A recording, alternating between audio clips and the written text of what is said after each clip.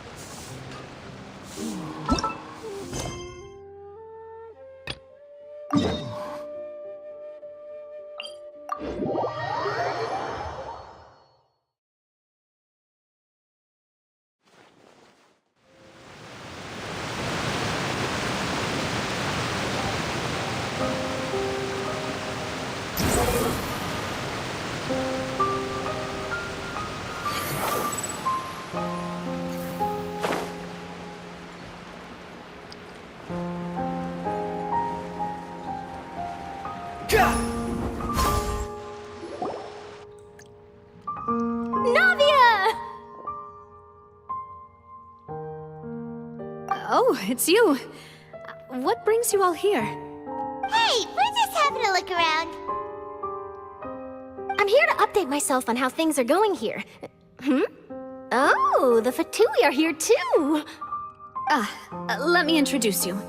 This is Mr. Garunt Snežević. He represented the Knave in sending us a large amount of supplies, and is helping with our work. Our residents are hard at work as well. Thanks to everyone, work is progressing nicely. We've lost a lot of people, but we're moving forward. That will have to be enough. Hello, Miss Charlotte. I'm a big fan of yours.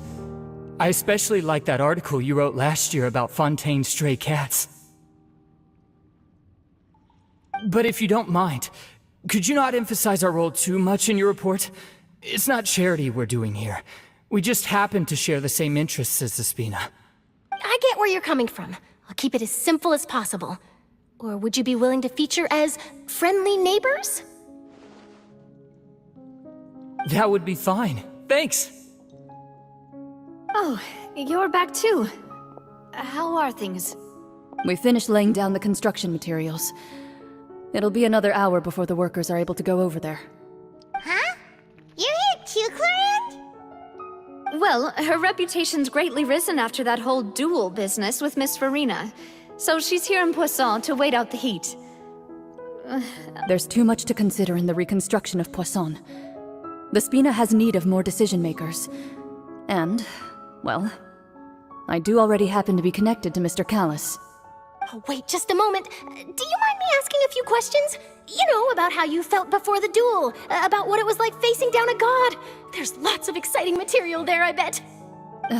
Forget it. I'm sure you can find a better theme than that, Miss Charlotte. I see you're the same as always. Couldn't you do me a favor, for Navia's sake? Well, if we're talking about doing things for my sake, you might as well just take a few more photos of me. Or of the Traveler. It's better than wasting time persuading Chlorand, at any rate. Of course I will. I'm not gonna let her off that easy. All right, then everyone who wants to be in the photo, gather up. And smile.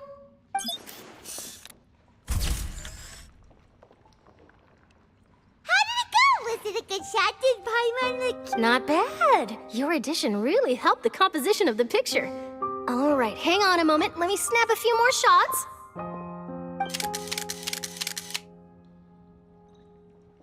All right, that should do it. I'll be back here later anyway, so let's call it a day.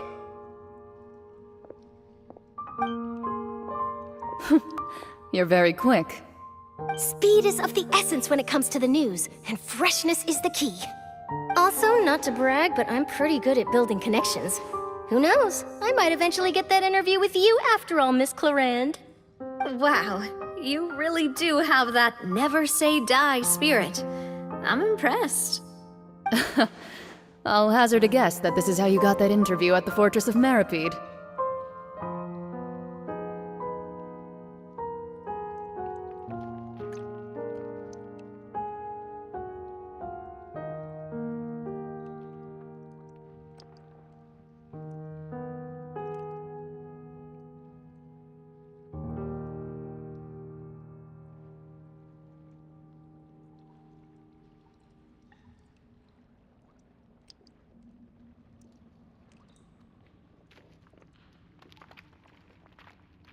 Whoa, you're well informed. Let me make a guess, too. I asked Sijuin who told Monsieur Nervillette, and he told you, right? That's a very complete information chain. In truth, all Monsieur Neuvillette asked me was, when did the fortress become so friendly towards the media? I told him that it was best not to speak too soon. There's no guarantee that Ridesley will make a personal appearance. You're right. I've got to treasure every moment I have with them. In which case, I'll be making a move first. Stay safe now. And tell me if you hear anything interesting. I'll treat you to afternoon tea in exchange.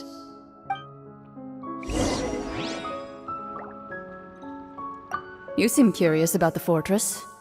Of course. That Risley.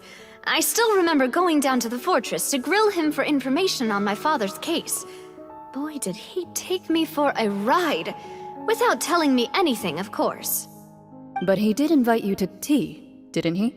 2 large pots of it, in fact. It was good tea, though. I have to agree. The tea there is very good. Speaking of that, would you like to have some today? I mean, you've got time, right? Well, I'd be partial to some shortbread. Wow, it's like we've got a menu or something. Sure. Good. What flavor of biscuits would you like, Mr. Snezhovich? Me? I'm fine with anything. But I would prefer chocolate, should you have it. All right, leave it to me. I'll go over the newly arrived supplies with you later, Mr. Snezhovich. We should be able to finish the preparatory work today. That works great for me. Is it just me, or did you get a new lipstick? I did. It was a gift from Sijuin. Want to give it a try?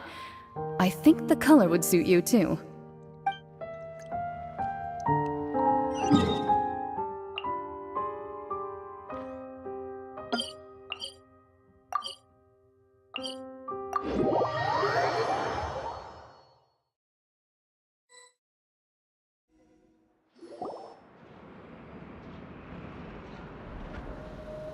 Wow, guess we're here again, huh? There's a real nostalgic feeling to this place. Looks like you've been missing us. Duke! Did you come all the way to the entrance to greet us? Of course. I'm here to welcome you and our dear Miss Charlotte, whom our good head nurse recommended to me. It's an honor to finally meet the much-rumored Duke. Thank you for consenting to my visit to the fortress, sir. No need to thank me. But that said, I shouldn't be the focus of your interview. I trust you recall our agreement? Of course. All right then, this way.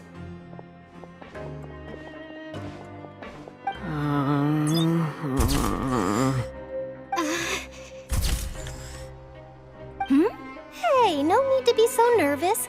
I've already taken all the photos we need. Miss Charlotte, do these pictures really need to be published on the cover of the Steambird? It would seem that Miss Lorvine doesn't want her face to appear beside that of Mr. Jurier, Sir, please don't say things like that. But it looks like dear Mr. Jurier denies it. Might this interview be very important to you then? No, I just... This is my first time being interviewed, and I'm very thankful to the Steambird for... Now, I might not look it, but I actually did meet Mr. Edwin once. And I'll be honest, I enjoyed chatting with you more. You've definitely got more of that genius vibe going on. The boat that brought about a miracle, the ark that saved the people. Why, you recreated a myth back there, like an emissary of legend. Still, if I might ask, where's that flying ship now? Huh! Looks like Charlotte's trying to get herself another exclusive scoop.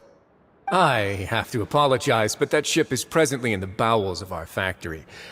I'm afraid it won't be easy for you to get a shot of it. Really? Well, then in that case, could I have an interview with you to make up for that loss?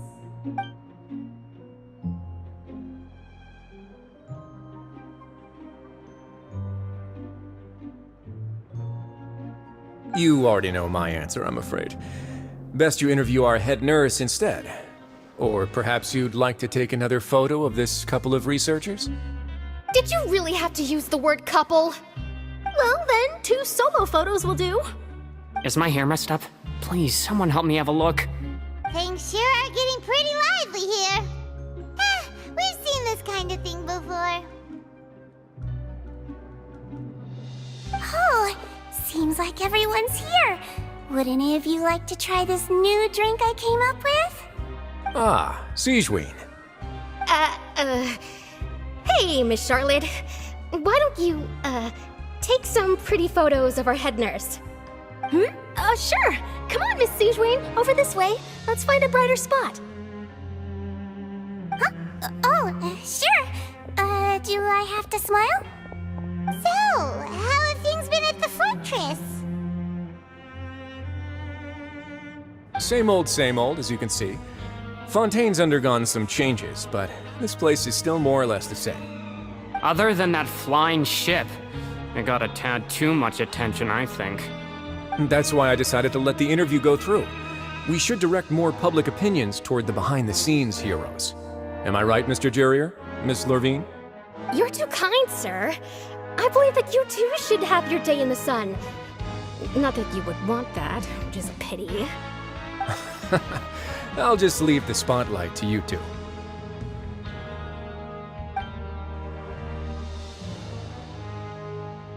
I see. Lots of things happened that day, huh? Anyway, regarding that Harbinger, I'm not sure you remember, but his 3 young followers are still waiting for his return. He sure did win them over, huh? I'll tell them that there's good news and bad news. The good being that their boss seems fine, and the bad being that they must face extended sentences for abetting his escape. Oh, actually, what about you? Are things gonna change for you too? What change can there be? The fortress will keep chugging along, and so will my duties. As to what Miss Farina's departure will mean for the nation, and if our laws and governance will be transformed, we'll leave those to the folks in the overworld. Hey everyone, the photo shoot's done. Good. In that case, let's call it a day here. Thanks for your cooperation. Come on, Traveler, let's go. Till next time, everyone. There'll be a next time? Maybe. Who knows? I might write a story about the underwater factory next time. Until then. All right, last stop, the docks.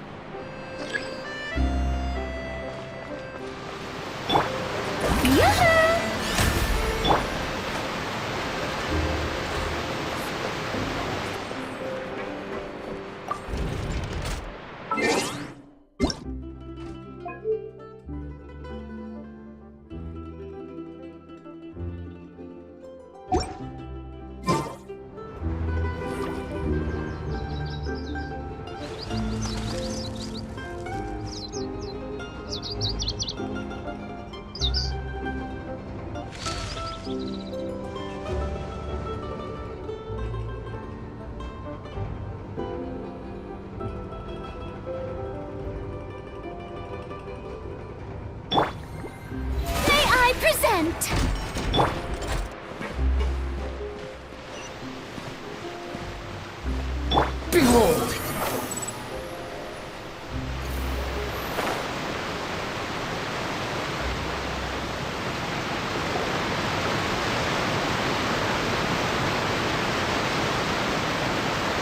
I didn't see them! They really are here! How did you know? Navia mentioned that she stayed in touch with Linny and the others after working together. Apparently, they've been at the docks distributing these strange pockets the whole time since. Traveler, Paimon. Ah, and Miss Charlotte, too. Would you like a magic pocket? What sort of gadget is it? It's a wondrous bag that can be used to carry many things. The water level has returned to normal, but if you see any of your things floating around, you can use this to carry them. Or you could trick a friend into doing it for you. Trick a friend? I wonder which of my friends would fall for that.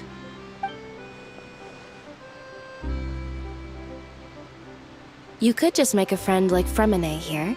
Isn't that right, Fremine? Is this what you meant by, I'll help you make some more friends? To be honest, that sounds pretty sweet. Could I have your contact, please? Sure. Please, write down my address. Lynette sure is working hard to help Fremine socialize. He was the one who proposed doing this. He even wants to assist in our magic shows. Yes, I was planning to first introduce Pear as an assistant, and later Fremine himself. In the future, I think we can leave underwater escape magic to him too. That said, would anyone want to see a diver escape underwater? Oh, it'll work out. Every journey begins with the first step. He'll become a part of our show eventually. Lynette, could you come over? Miss Charlotte says she wants to take a picture of us. Got it. My, that Charlotte is rather perceptive. She got rid of everyone the moment she realized I had something to say to you. So, how have things been, Traveler? Father says that you did a great deal during the latest events. She's very grateful for your contributions to Fontaine. That's all right. We were more than happy to help. So, what's she doing now? Oh, I guess you haven't heard. Well, after Lady Farina left, Father and Monsieur Nervillet opened negotiations, during which he gave Fontaine's gnosis to her as a diplomatic gift. A diplomatic gift? A gnosis? Yes, I was quite surprised at first myself. But when I thought it over, there were actually a number of things going for it. It could have been done as an apology for the incident with Lord Child, or as thanks for his help in tying the all-devouring narwhal down.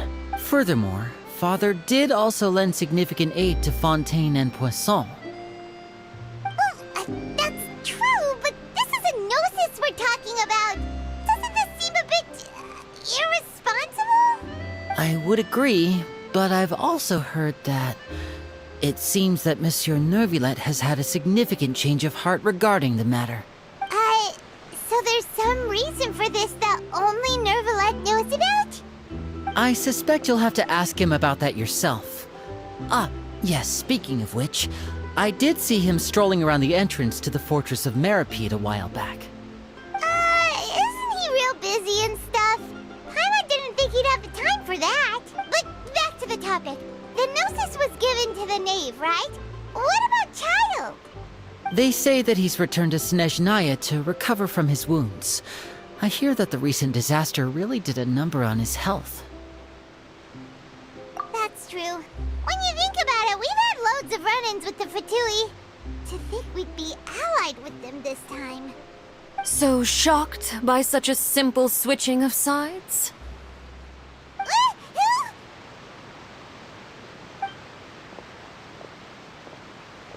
Father!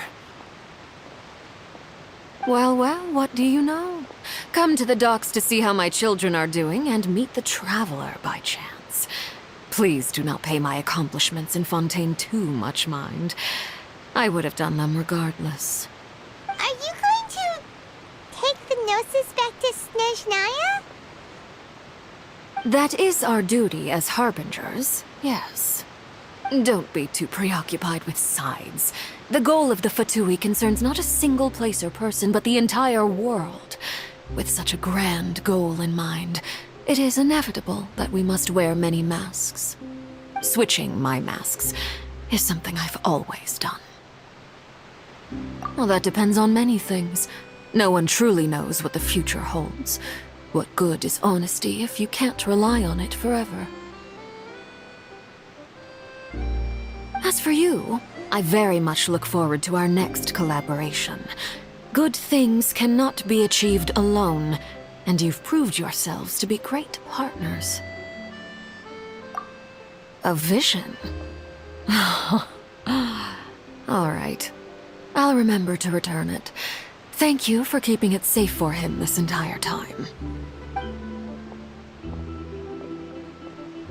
And that's a wrap for me. Huh? You're... Greetings, Miss Journalist. Hello.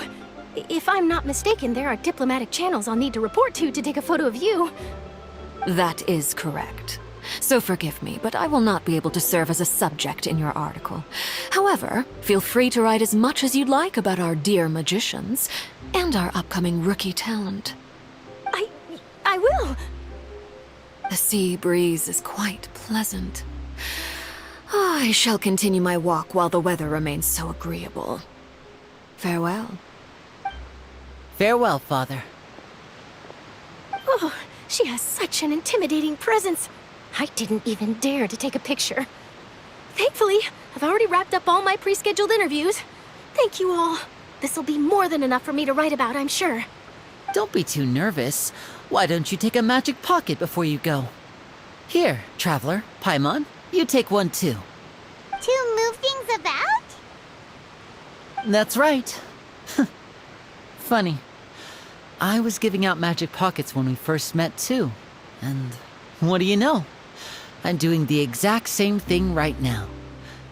So many things have happened, but the pockets are still the pockets. I guess this must be life. We will all follow our own paths, and serendipity will lead you to your fated friends. All right then. We'll be handing out pockets in some other districts later, so we'll get going now. Have a good day, you two.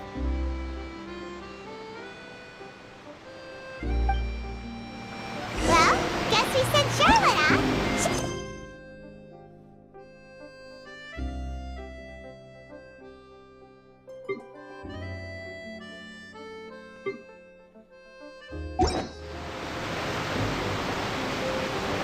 You think I've got...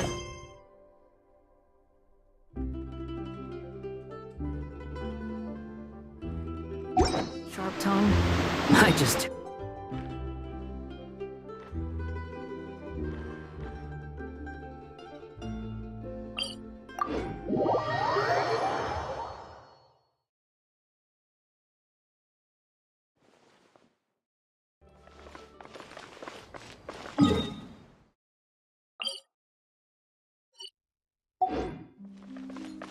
Squall and Fury! Quit following me!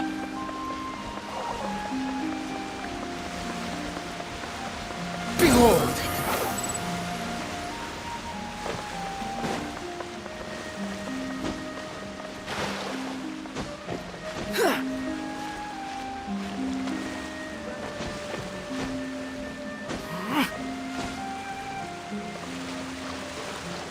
The wind rises.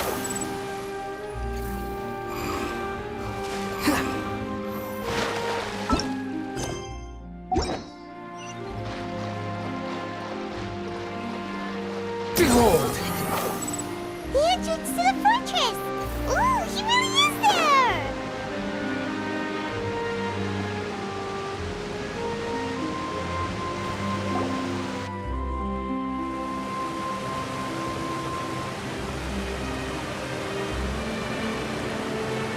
So, you really are here, Neuvillette! Paimon didn't think you were going to have free time this hour of the day. Really? Oh, I suppose you must have met Mr. Linney. He took the time to greet me earlier when he passed this way. In any case, you came at a good time. I was just considering reaching out to you to set up a meeting, so I may explain some things that I haven't had the time to before. Aw, Paimon's glad that you remembered. Thank you for keeping us on your mind, what with you being busy and all. Alright, let's have it then. How was Fontaine actually saved? The whole business is still quite the mystery to us. It is strange how words can often leave a bitter taste in the mouth when it finally comes time to say them out loud.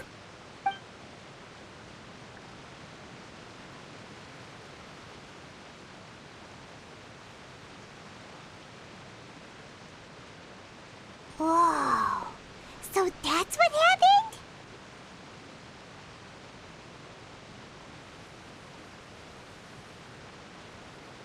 Focalor destroyed the divine throne of the Hydro Archon and restored your power to you, transforming you into a fully fledged elemental dragon sovereign. But Paimon still doesn't quite get what you did to save the Fontainians from dissolving. For me, the authority of the ancient dragons refers to absolute control over the hydro element. Fontainians were incomplete humans born of Egeria's use of the power of the primordial sea, with constitutions similar to that of mimics. But so long as those primordial energies remain within them, I could use the ancient dragon's authority to grant them true blood, after the fashion in which life was first brought into being on this planet. In other words, when I gave my verdict, Fontainians became true humans, and thus would naturally no longer be dissolved by water from the primordial sea. Focalor must have counted on you to make that decision as well. Your verdict was the key to making the prophecy appear to have come true while saving everyone. Yeah, and in a manner of speaking, Focalor finally managed to fulfill the original Hydro Archon's wish to turn Oceanids into real people too! It seems from your expressions that you still have more things you wish to ask. Ask away. I will tell you the truth as I know it.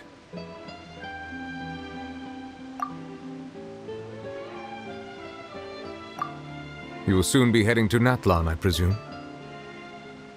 I'm afraid that I have little talent as a travel guide, so all I can do is tell you what I know about that land. As far as I'm aware, Natlan can be said to be a nation of dragons.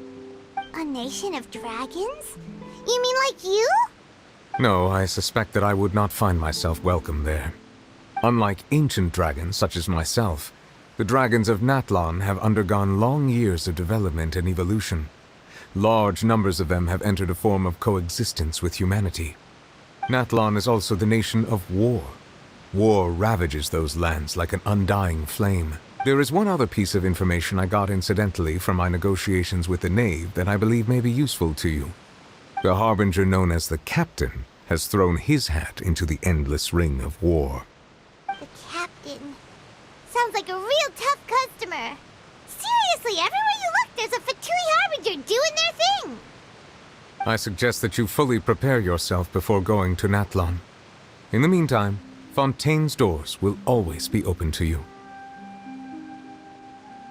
Ask away. I will tell you the truth as I know it.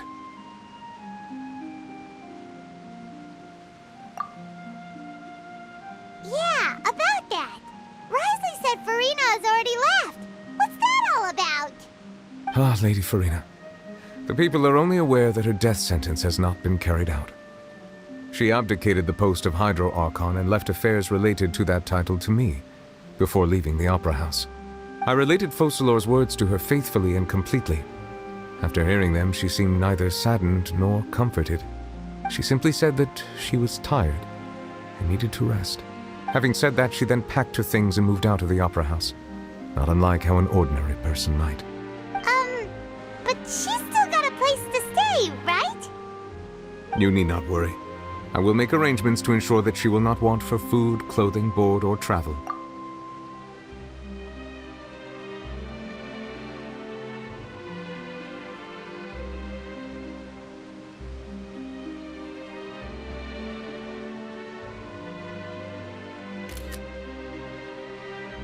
In truth, I am somewhat happy for her. The wear and tear on her spirit will, of course, take time to heal. But now that she no longer has to play the role of Focalor the Hydro Archon, she can finally lay down her burdens and lead a normal life. What about you then? What are your plans now that you've regained your full powers as the Hydro Dragon? After Focalor passed on, the Oratrice also ceased to function. This matter will directly affect our trials. After much careful consideration, I've decided to take over its role in our courts. From now on, I shall hear cases and pass verdicts by myself. Looks like you're still considering stuff from the perspective of the Udex, huh? As an elemental dragon, there are indeed many things that I must do. But this power and this duty, in a manner of speaking, you could say that both were granted to me.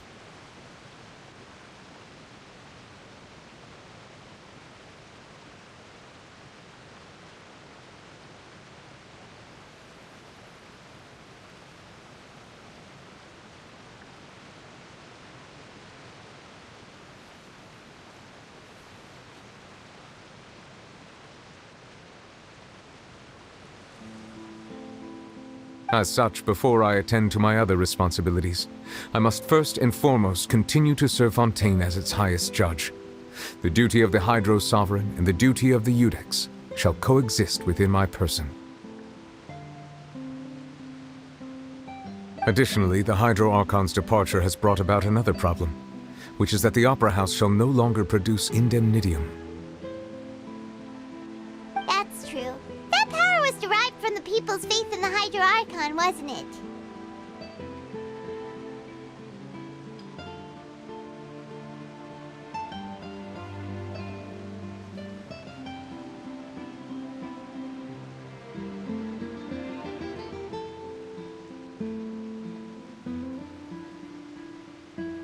Wait, but the various mechs and machines in the city are all still okay. Where are they getting their energy from? As I am now, I have full command over New Musia, and it can serve as a complete substitute. Another reason why I cannot quite leave Fontaine immediately. Wow. This ancient dragon's authority stuff is really quite useful, huh? Ask away. I will tell you the truth as I know it. I have investigated his case along many avenues, and I have learned that he once fell into an unknown chasm when he was young. There, by chance, he awakened the all-devouring narwhal. But whether it be by sentiment or reason, that should not have been enough to consider him the root cause of the disaster.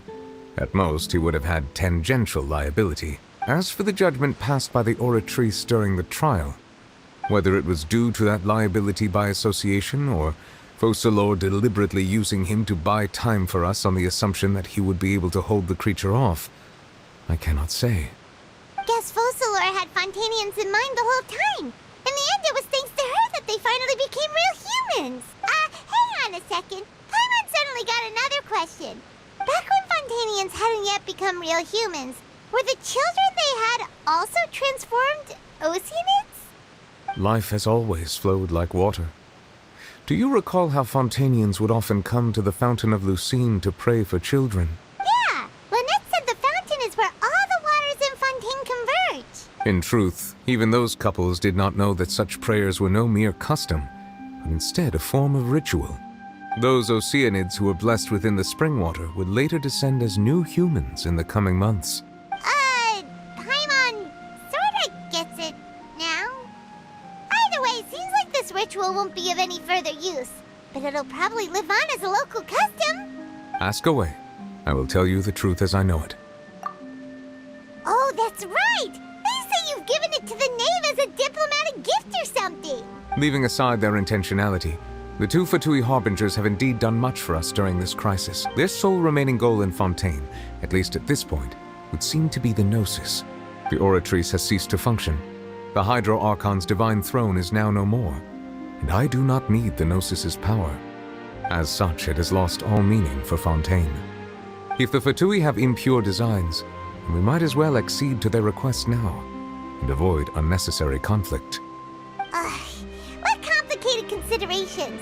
Paimon thought you were just giving it to them out of gratitude to the knave and as an apology to Child. Ask away. I will tell you the truth as I know it. Hang on a sec. Paimon's still got a question about the Gnosis. When we spoke to Linny earlier, he mentioned that your attitude towards giving away the Gnosis had clearly changed. We guessed that there might be some reason for it that only you were aware of. No wonder the House of the Hearth is the Fatui's intelligence division. They are certainly sharp. So regarding this specific issue, I was just getting ready to share something with you. What is it? In truth, I exchanged some further words with that lady named Skirk after sending you two back to the surface.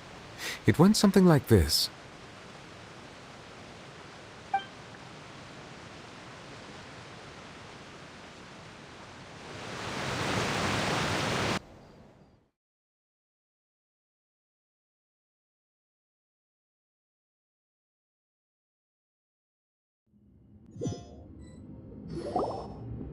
Well, we're going to head topside to see what's going on. You hurry over soon as well, all right, Nervalet?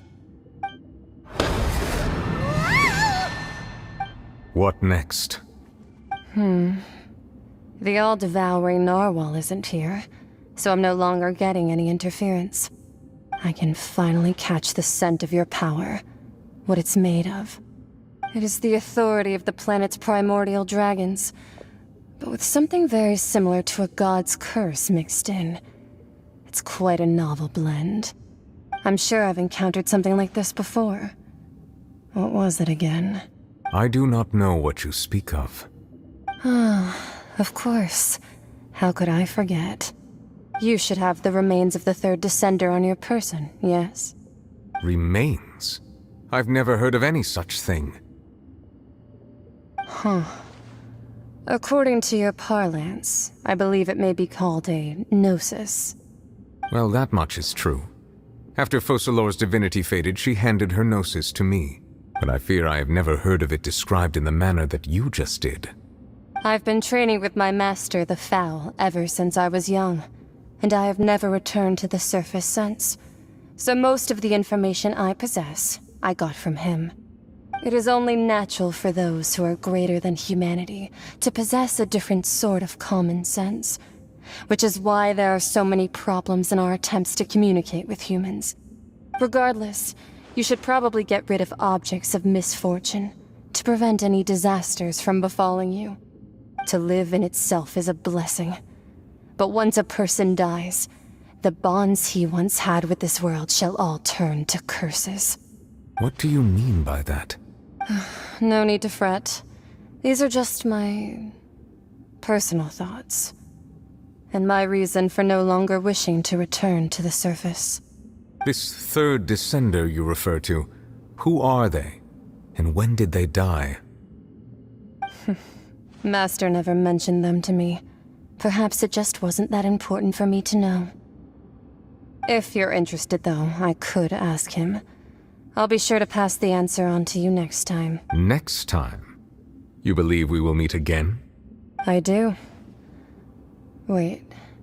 I have a disciple of my own, don't I? He can be the messenger, then.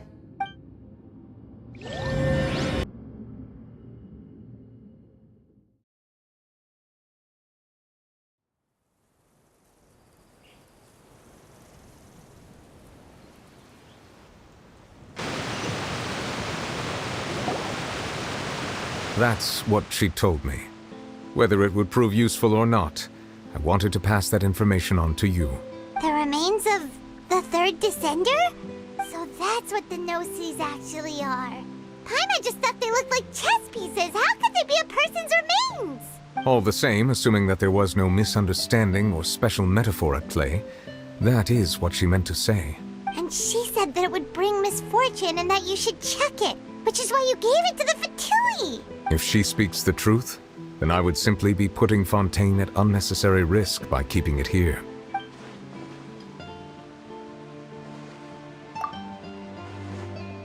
I had guessed that you might already be familiar with this concept, but I did not expect you to be one of them. That means that the Gnosis, which are exceedingly element-compatible and can even enhance elemental abilities, do indeed come from the third descender. I wonder, does your body also possess similar properties? Like being able to use elemental powers without a vision. That does sort of count as special compatibility, right? No, let's not think about this stuff right now. It just feels creepy. Comparing the Traveler to the dead third descender and all.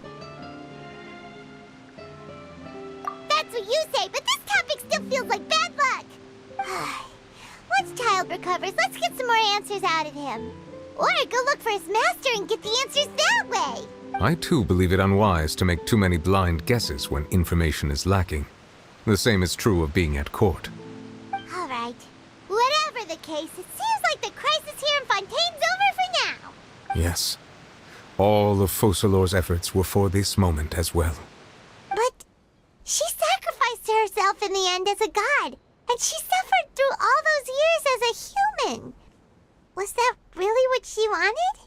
I suppose that would be the mystery of a god's will. I suspect not. But once in a while I too would guess that if wishes were like the clouds in the sky, they will one day return to the earth as raindrops. Life flows like water, and rain is the final answer. The water levels may sometimes tilt one way or another, but the rain falls fairly upon all. And what, ultimately, is the difference between the rains that fall upon all of us?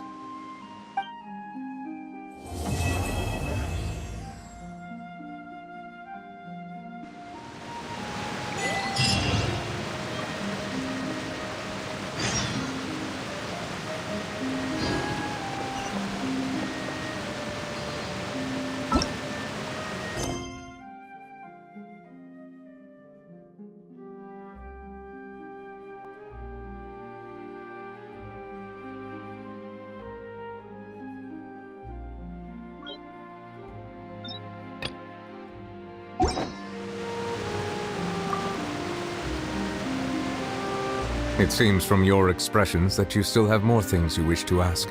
Ask away. I will tell you the truth as I know it. I suggest that you fully prepare yourself before going to Nathlon. In the meantime, Fontaine's doors will always be open to you.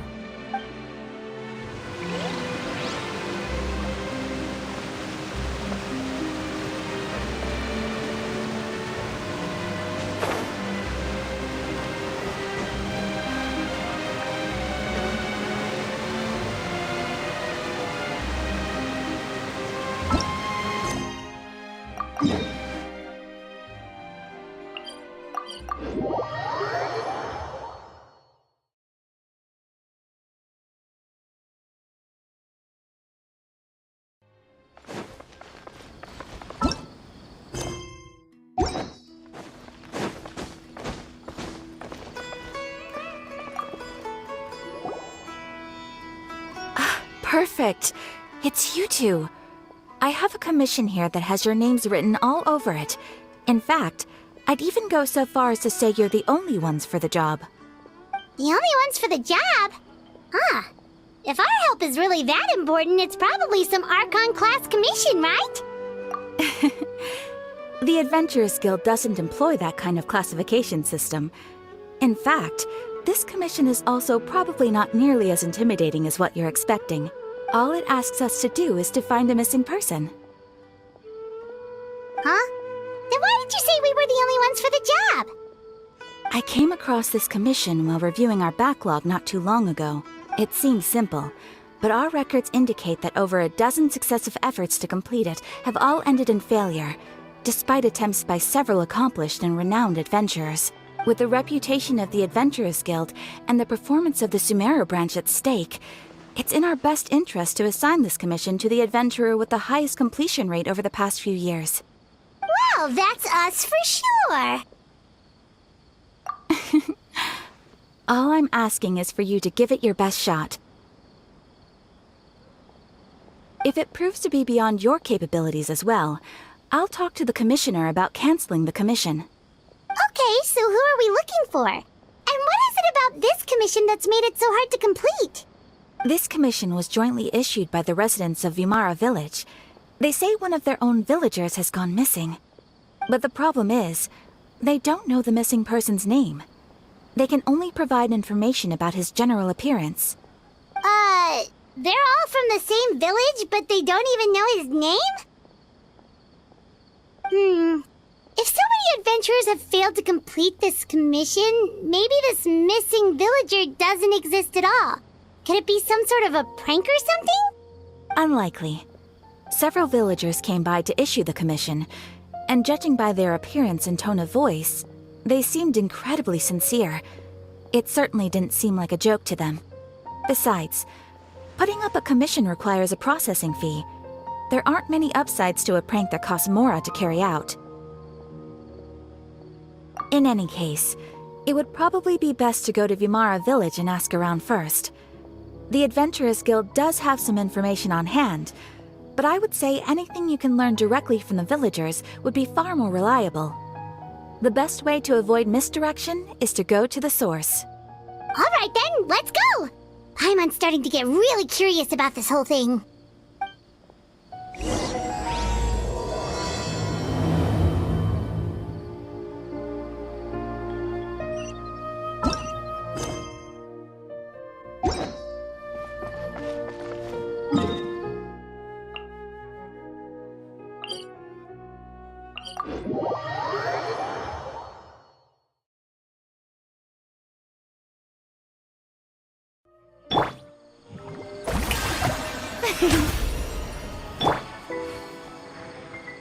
The wind rises.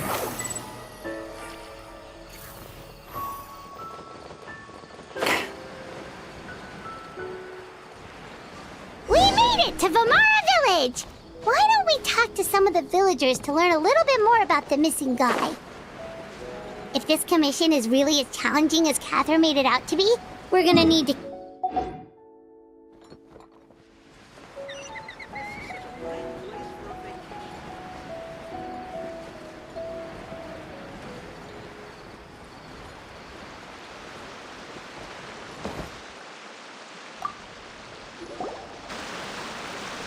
Hello there. You looking to buy something? I do business in this area. Oh, no, we're adventurers. Catherine sent us to look into a commission here in Vimara Village. Ah, so you hear about that then. Ah, you're not the first, that's for sure. We've certainly made a lot of trouble for you all. To be honest, we aren't holding out much hope. Many adventurers have made their way out here, confident they'd be able to help us, only to leave soon after with nothing to show for their efforts. We've pretty much had it up to here in questions, and the area around the village has practically been overturned in search of clues. But no one has been able to make any headway. So, this person we're looking for, what's his name? Where did he live? Does he have any relatives? I don't know. I really have no clue. I couldn't tell you. Okay, guess you are really sick of answering questions.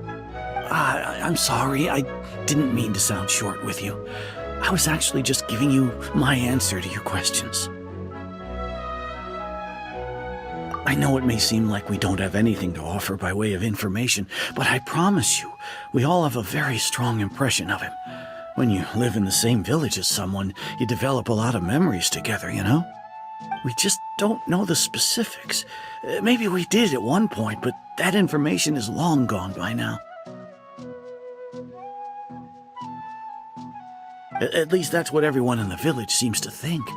We've all exchanged what we know, and that was the only logical conclusion. All right, specifics aside then, what kind of person was he? Young guy, in his early 20s probably. Incredibly kind sort of person, always willing to lend a helping hand. I chat with him when I didn't have any customers. I even saw him stick out his neck for others on more than one occasion. Very interesting guy, that one. Now that you've started talking about him, you don't seem nearly as down in the dumps as you did before. Seems like he left a pretty good impression on you. But of course, everyone in the village is pretty fond of him. We wouldn't have issued that commission otherwise. There aren't many young people like him nowadays, so genuine and pure. To think that he just up and disappeared one day. I just hope nothing bad happened. Could he have just moved away without telling anyone? No, he's not the type to leave without saying goodbye. And anyway, moving away without being seen by a single person in the village? There's no way he would have been able to manage that. Huh. All right, thanks for the information. We're gonna go ask around some more.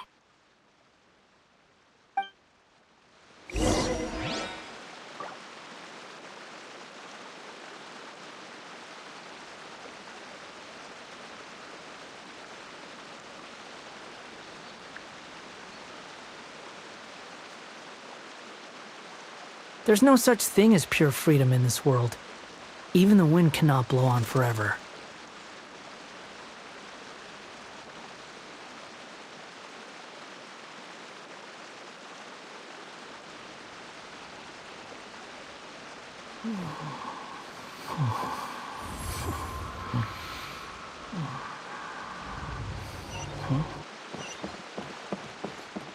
Squall and Fury!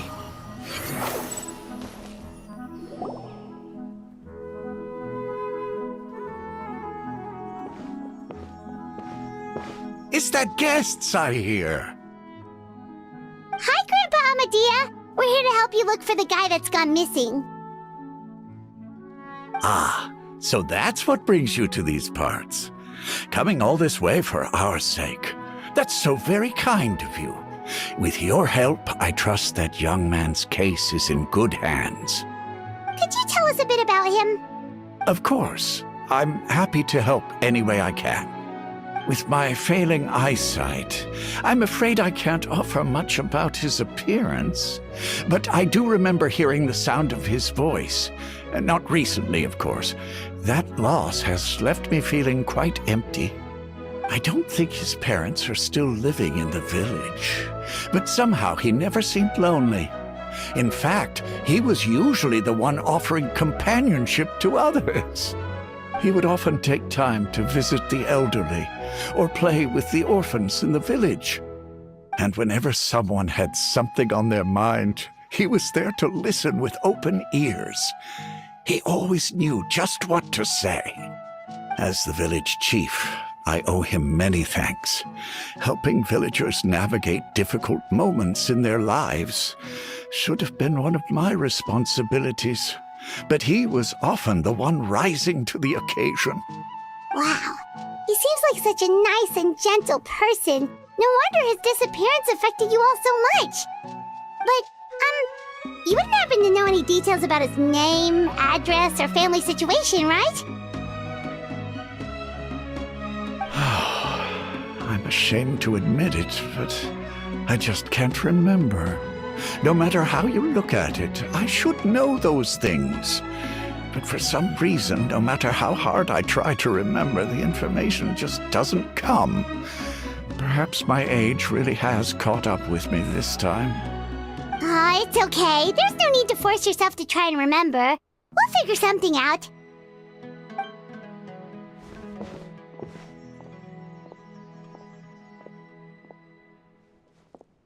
Well, Traveler, what do you think?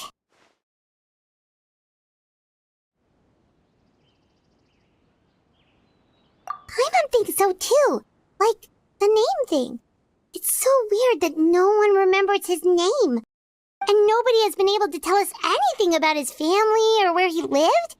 It's like this guy's been erased from reality or something. Wait, so you're saying it's not that he's been erased, necessarily, but more like he never existed to begin with? Okay, Paimon's gonna need some time to process that one. Someone who only exists in people's memories?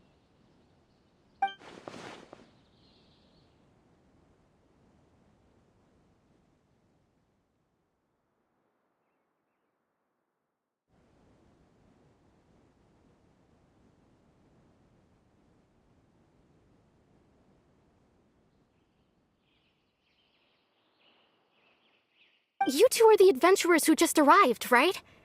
You're here for the Vamara Village Commission? Yep, sure are. We were just looking into the case. I'm so glad to hear that. Thank goodness you haven't given up. I've been so worried the Adventurers Guild might cancel our commission. My name is Atosa, by the way. I grew up here in Vamara Village. Anyway, I just wanted to say, please keep searching for a missing villager. I'm begging you. You have to find him. Yeah, no need to worry. We'll give it our best shot. So, were you close to the missing villager? Are there any leads you can give us? I'm not sure this counts as a lead, but follow me. There's a place I'd like to show you.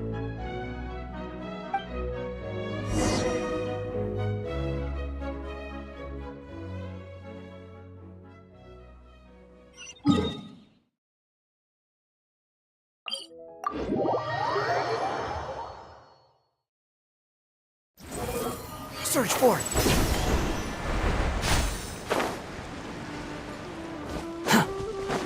Behold!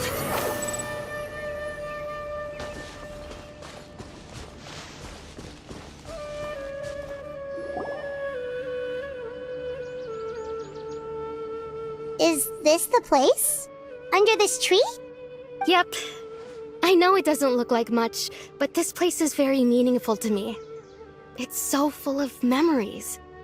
We used to always sit together under this tree and talk. Sometimes we would look up at the clouds in the sky or stop to feel the wind against our skin. We could sit there for hours at a time, never realizing how long it had been. I was actually adopted by the people of Vamar village. The forest rangers found me in the woods as a child.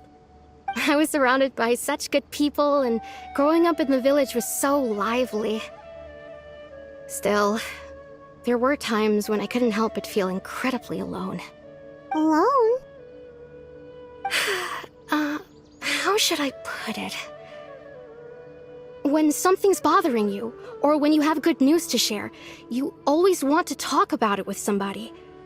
But for the longest time, I didn't know who I could talk to, or if I should say anything at all. Everyone has their own problems to deal with. Even if I might want to confide in others, I don't want to become a burden. Really? You know exactly how I feel?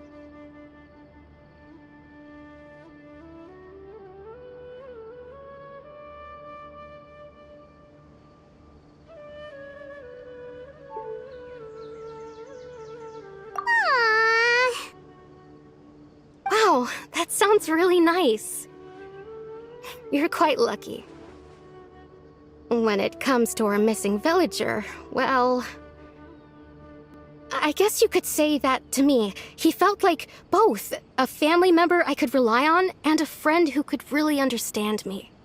No matter what came my way, I knew I could always talk to him. He was so thoughtful and pure, and patient too. Whenever I talked to him, he would always seem so interested, as if the things I was describing were just as important to him as they were to me. Ever since he disappeared, there's been so much I wanted to tell him. No, none of those things matters now. I just really want to see him again. Wow, you two must have been really close. Did he ever tell you anything about himself? He mostly just talked about interesting things he saw around the village. He'd share a lot of his own wild ideas as well. Oh, right! I did ask him about his parents once. But all he said was, they're not here anymore. I didn't know whether that meant they had left the village or passed away, and I didn't want to pry. Still not much to go off of. Look at me. Talking your ear off and still nothing to show for it. I'm sorry I wasn't more help.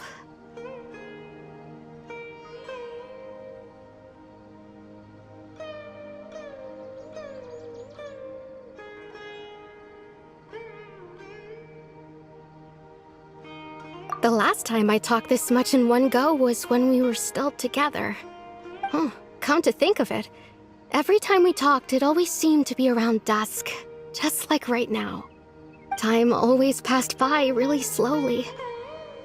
Even when it felt like we'd been talking for hours, the sun would still be at the same position in the sky.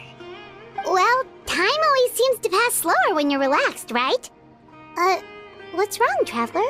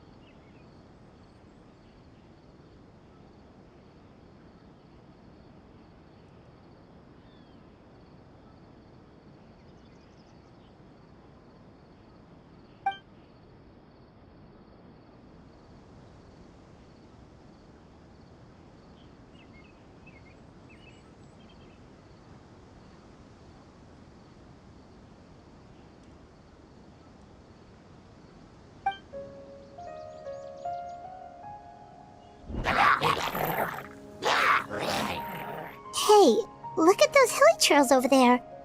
Doesn't it seem like they're acting a little strange?